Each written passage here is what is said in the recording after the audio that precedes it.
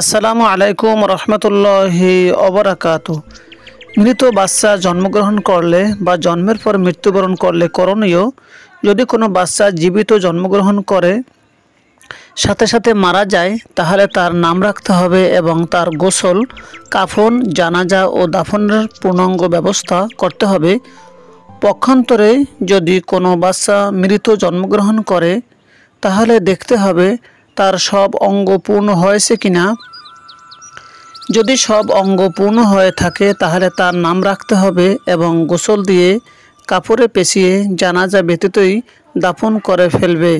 আর যদি সব অঙ্গ প্রকাশ না পায় তাহলে তার উপর পানি ঢেলে কোনো কাপড় পেঁচিয়ে জানাজা ও নাম রাখা ব্যতীতই দাফন করে নেবে। আলমগীরি কিতাবের প্রথম খণ্ডে 159 পৃষ্ঠার মধ্যে উল্লেখ রয়েছে। স্বামী কিতাবের তৃতীয় খণ্ডে 130 পৃষ্ঠার মধ্যে উল্লেখ রয়েছে। দারুল উলুম পঞ্চম খণ্ডে 287 পৃষ্ঠার মধ্যে উল্লেখ রয়েছে। আহসানুল ফতোয়া চতুর্থ খণ্ডে 216 পৃষ্ঠার মধ্যে উল্লেখ রয়েছে। মহান আল্লাহ তাআলা আমাদের সঠিক মাসালা বোঝার তৌফিক দান করুন। আল্লাহ ও রসুলের পথে চলার তৌফিক দান করুন। আমিন। আসসালামু আলাইকুম রহমতুল্লাহ।